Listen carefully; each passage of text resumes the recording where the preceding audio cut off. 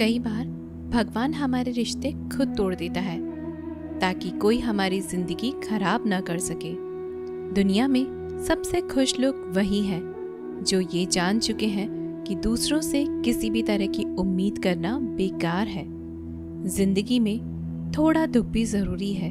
हमेशा सुख मिलता रहेगा तो आप कभी जिंदगी में आगे नहीं बढ़ पाओगे।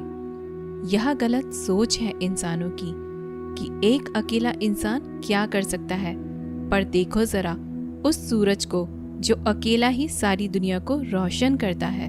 भाग्यशाली वो नहीं होते जिन्हें सब कुछ अच्छा मिलता है, बल्कि भाग्यशाली तो वो होते हैं जिन्हें कुछ भी मिलता है उसे वो अच्छा बना लेते हैं।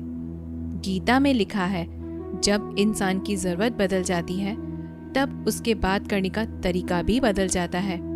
फायदा सबसे गिरी हुई चीज है, लोग उठाते ही रहते हैं। हारता वो है जो शिकायत बार बार करता है और जीतता वो है जो कोशिश 1000 बार करता है।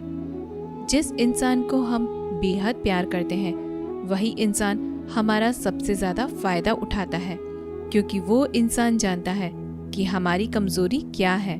इतने समझदार बनो कि किसी को माफ कर दो, लेकिन इतने बेवकूफ मत बनो कि धोखा देने वाले पर दोबारा विश्वास कर बैठो। उम्मीद मत छोड़ना, कल का दिन आज से बेहतर होगा। जिंदगी में उस लेवल तक पहुंच जाओ कि लोग आपको खोकर पछताएं। जीवन में कभी भी किसी से अपनी तुलना मत कीजिए। आप जैसे हो सर्वश्रेष्ठ हो, क्योंकि ईश्वर की हर एक रचना सर्वोत्तम होती है। खुद को किसी से कम समझना ईश्वर की रचना का अपमान है। इंसान का मन ही उसका सबसे बड़ा दुश्मन और उसका सबसे बड़ा दोस्त होता है। यदि मन आपसे जीत जाता है तो वह आपका दुश्मन बन जाता है, और यदि आप मन से जीत जाते हो तो वो आपका सच्चा दोस्त बन जाता है। यदि कोई आपको नजरअंदाज कर दे तो बुरा मत मानना, क्योंकि लोग अक्सर अपनी हैसियत के हिसाब से चीजों को नजरअंदाज करते हैं।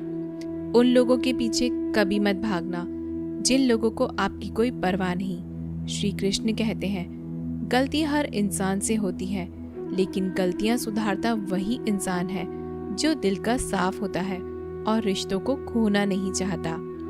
जिंदगी का सबसे बड़ा थप्पड़ किसी से की गई उम्मीद मारती है। कभी कभी इंसान न टूटता है न बिखरता है, बस हार जाता है, कभी खुद से तो कभी किस्मत से तो कभी अपनों से। हर जिंदगी में खुद को समय जरूर दें, क्योंकि आपकी पहली जरूरत आप खुद हैं। याद रखना कि जरूरत से ज्यादा अच्छे बनोगे तो जरूरत से ज्यादा इस्तेमाल किए जाओगे।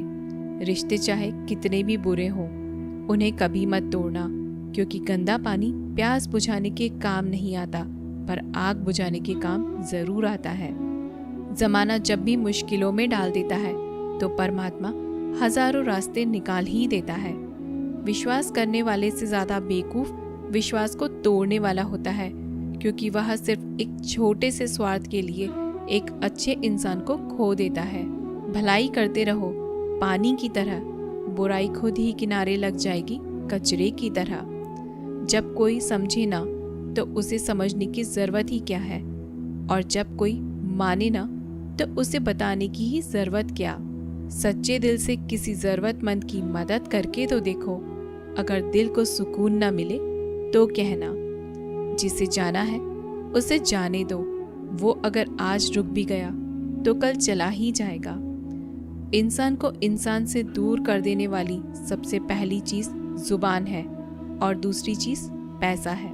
जिन्हें सपने देखना अच्छा लगता है उन्हें रात छोटी पड़ जाती है, और जिन्हें सपने पूरे करना अच्छा लगता है उन्हें दिन छोटा लगता है। किसी की आदत देखनी है तो उसे इज्जत, और किसी की अगर फितरत देखनी है तो उसे आज़ादी दो। हर इंसान में कोई ना कोई प्रतिभा जरूर होती है, पर लोग अक्सर इसे दूसरे जैसा बनने में नष्ट कर देते हैं। महंगे इतने भी मत बनो कि लोग तुम्हें बुला न सके, और सस्ते इतने भी मत बनो कि लोग तुम्हें नचाते ही रहें। खामोशियां कभी बेजुबान नहीं होती।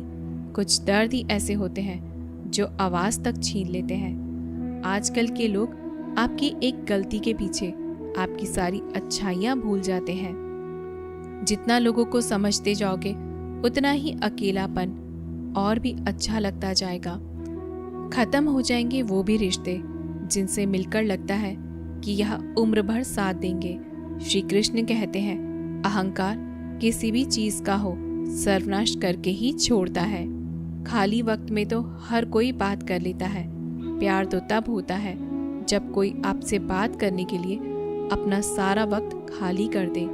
सब कुछ ठीक करने का इंतजार करोगे तो बैठे ही रह जाओगे। आप हिम्मत करो, खुद उठो और अपनी जिंदगी में सब कुछ ठीक कर दो। लोग पहचानना ही भूल जाएं, इससे पहले ही अपनी पहचान बना लेनी चाहिए। एक बार एक राजा ने भगवान श्री कृष्ण का मंदिर बनवाया और उसमें मूर्ति की पूजा करने के लिए एक पंडित को रखा। हर रोज राजा अपने मंत्री से कहकर मंदिर में एक माला भिजवाता था और वो पंडित जी वो माला श्री कृष्ण की मूर्ति को चढ़ाते थे। उसके बाद राजा जब दर्शन करने के लिए आता था तो पुजारी वो माला भगवान की मूर्ति के ऊपर से निकालकर राजा के गले में पहना देता था। ऐसे कई सालों तक चलता रहा और पंडित जी अब बूढ़े हो चुके थे। एक दिन राजा की तबीयत खराब हो गई। उसने अपने सेवक को कहा कि तुम जाकर पंडित जी को माला दे आओ और उनसे कहो कि आज मेरी तबीयत खराब है, मैं आज मंदिर नहीं आ सकता, तो प्रतीक्षा न करें। फिर राजा का सेवक वो माला लेकर पुजारी जी के पास गया और पूरी बात बता दी। पुजारी जी ने वो माला मूर्ति को चढ़ाई और सोचने लगे, इतने सालों से ये परंपरा चली आ रही है, लेकिन मैंने कभी भगवान को माला उतारकर खुद नहीं पहनी। शायद आज भगवान की इच्छा है कि ये माला मैं पहनूं, इसलिए भगवान ने आज राजा को नहीं भेजा। इसलिए आज अच्छा मौका है, यह माला मैं निकालकर खुद पहन लेता हूँ। फिर उस पंडित ने भगवान की मूर्ति से माला निकालकर खुद पहन ली। इसी बीच राजा का सेवक दौड़ के पंडित के पास आया और पंडित को कहने लगा कि राजा जी को ठीक नहीं लग रहा है, उनकी तबीयत और बिगड़ गई है, इसलिए वह प्रभु के दर्शन करना चाहते हैं और वो आ रहे हैं। उनकी सवारी जल्द ही अभी मंदिर में आएगी।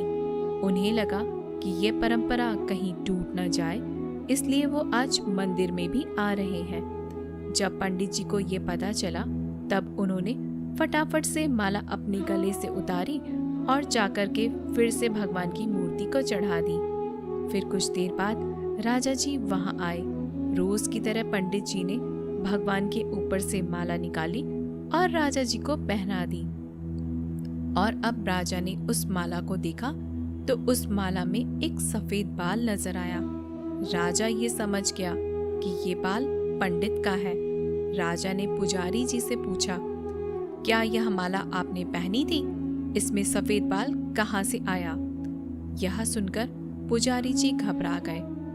उन्हें लगा कि अगर मैं सत्य बोल दूं तो मुझे राजा दंड देंगे, इसलिए वह पुजारी ने कहा, यह बाल तो श्री कृष्ण का है।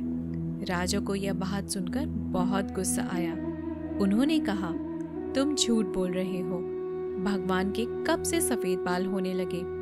राजा ने कहा, मैं फिर कल आऊंगा और श्रृंगार के समय देखूंगा कि उनके बाल सफेद हैं या काले। अगर बाल काले निकले, सफेद नहीं निकले, आपको कल ही मृत्यु दंड दिया जाएगा, क्योंकि आपने मुझसे झूठ बोला है। राजा ये कहकर वहां से चला गया। इधर पुजारी भगवान के चरणों में गिरकर रोने लगा, हे प्रभु, मुझे माफ कर दीजिए, मैं लोभ में आ गया था। मुझे लगा मुझे ये माला पहन लेनी चाहिए, मुझे बचा लीजिए, नहीं तो कल राजा मुझे मार देगा। वो पुजारी पूरी रात भगवान के चरणों में गिरकर रोने लगा, विनती करने लगा, प्रभु मुझे बचा लीजिए। अगली सुबह राजा श्रृंगार के समय मंदिर में पहुंचा। राजा ने भगवान की मूर्ति के ऊपर से मुकुट निकाला और उनके बाल दिखे। राजा चौंक गया, क्योंकि भगवान की मूर्ति के ऊपर सफेद बाल थे। राजा ने सोचा कि ये पुजारी की कोई चाल है, इसने मौत की सजा से बचने के लिए भगवान के बाल सफेद कर दिए हैं। राजा यह बाल असली है या नकली, इसकी जांच करने के लिए बाल तोड़ने लगा। जैसे ही राजा ने कुछ बाल तोड़े तो मूर्ति में से खून की धारा बहने लगी। राजा भगवान के चरणों में गिर गए, क्षमा मांगने लगे और रोने लगे, मुझे माफ कर दीजिए। तभी मूर्ति में से एक आवाज आई, राजा, तूने मुझे सिर्फ मूर्ति माना, इसलिए मैं तुम्हारे लिए सिर्फ एक मूर्ति हूँ। लेकिन पुजारी ने मूर्ति में साक्षात भगवान देखा, इसलिए मुझे मेरे भक्त की रक्षा करने के लिए मेरे बाल सफेद करने पड़े और खून की धारा बहानी पड़ी, ताकि मैं तुम्हें समझा पाऊं कि जहाँ भाव है वहाँ भगवान है। अगर आप वाकई में भगवान का स्मरण करते हैं, उन्हें देखना चाहते हैं, तो आपके अंदर सिर्फ भाव होना चाहिए। ये एक छोटी सी कहानी हमें शिक्षा देती है कि भगवान के आशीर्वाद के सिवाय कुछ भी संभव नहीं। अगर आप सच्चे दिल से भगवान को पुकारते हैं तो भगवान आपकी मदद के लिए जरूर आते हैं। हम आशा करते हैं कि आपको यह वीडियो जरूर पसंद आई होगी।